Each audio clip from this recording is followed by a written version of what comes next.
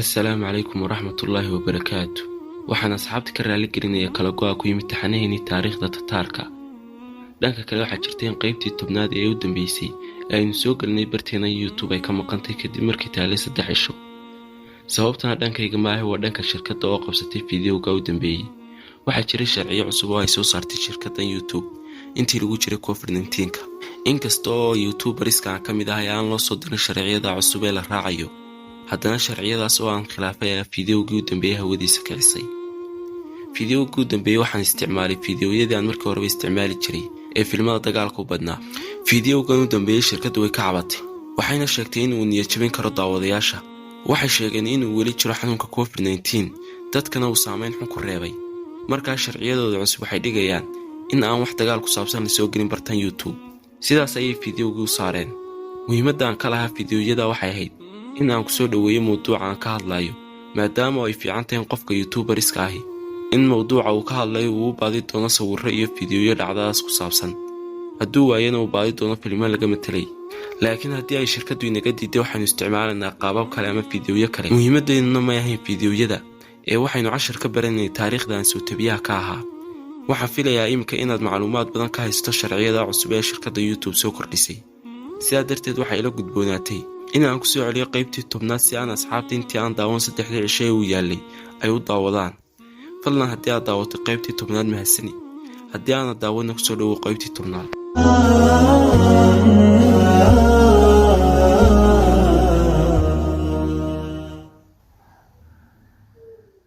qaybteennii hore waxay noogu joogtay inay duulaamadii Tataarku ay ka yaraadeen caalamka Islaamka. taariikhdu markay ahayd 624 hijriga ilaa 627 hijriga. sababtuna ay ahayd geeridii Genghis Khan, halka ay muslimiintu hayaan qaar iska fadhiyo oo aan ka faa'iideysan fursadaas. qaybteenan maanta wuxuu qoraaw ka bilaabayaa ismay odhan ka maydha dhibtiidin ku hayay Genghis Khan muddada dheer.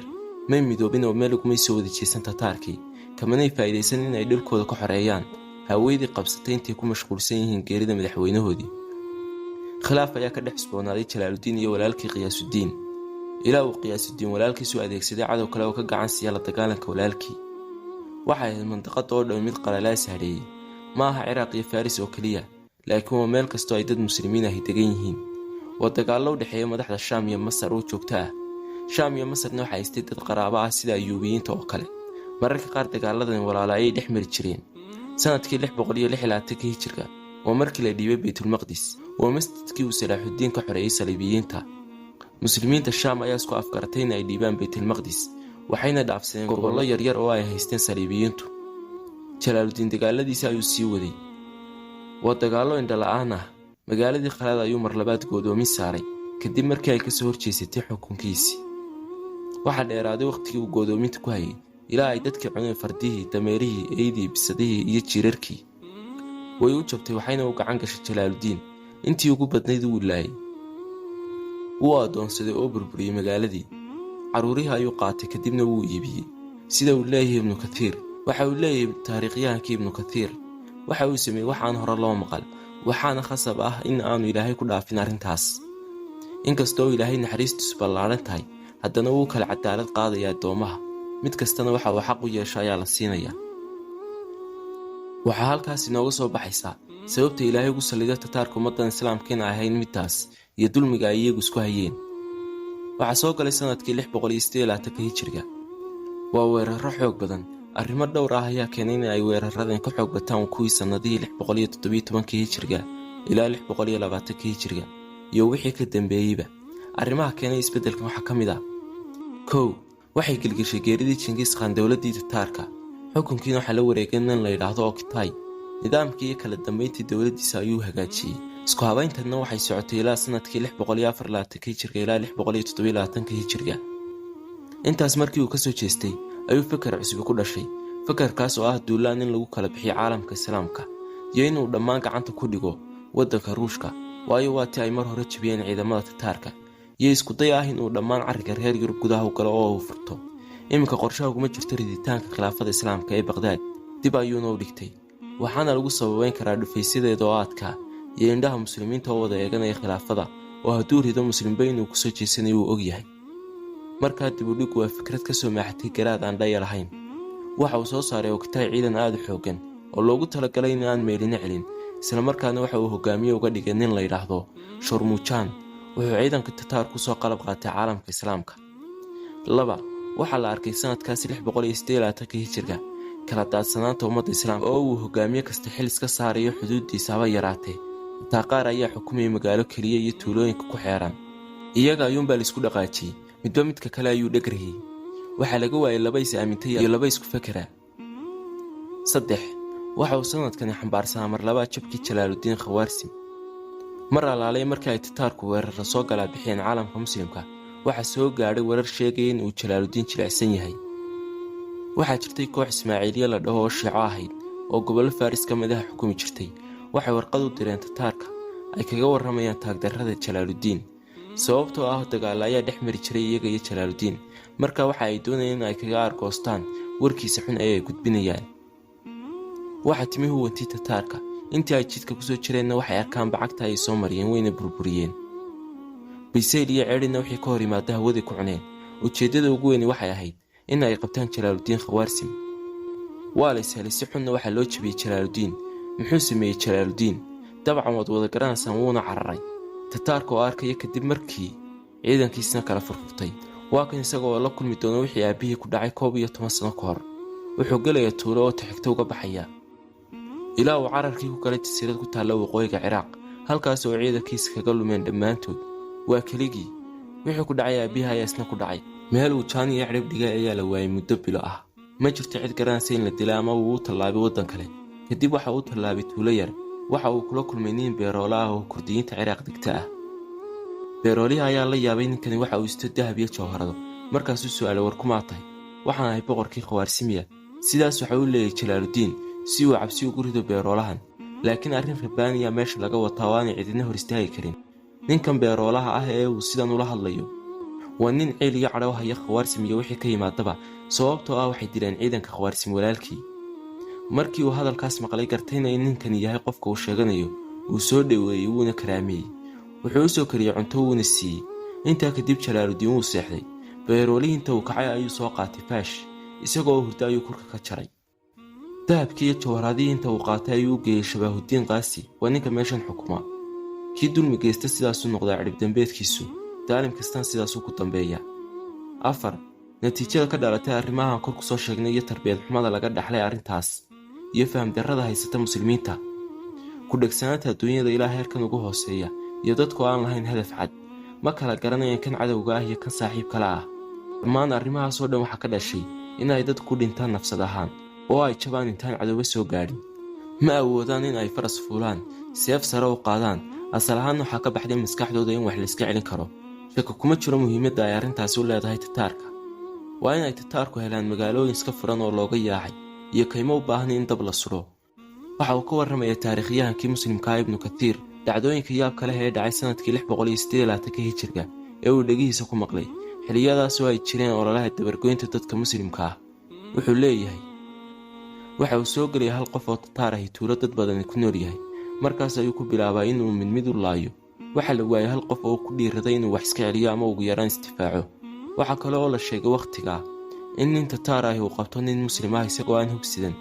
markaas ayuu ku dhahdaa madaxa dhulka dhig. wuu ka tagaa wuxuuna soo qaataa seef. markaasuu kurka ka jaraa ninkii muslimka isagoo aan sidii madaxa dhulka uga qaadin. nin muslim ah ayaa uga sheekeeyey Ibnu Kathiir, waxaanu ahayn rag gaadhay 77 nin. waxaa noo yimid nin Tataari ah. wuxuu amar nagu siiyey inuu midba midka kala xidho. waxay u degdegeen asxaabtayda in ay sameeyaan sidii uu nagu amray. waxaan ku uri, war waa hal nin oo keliya, maxay noo diiday in aynu dilno oo aynu cararno? waxay yidhaahdeen, waanu ka baqaynaa. waxaan ugu jawaabay, kolleyba idin dayn maayo, hal saac kadibba meyd baa tiina, waynu dilaynaa.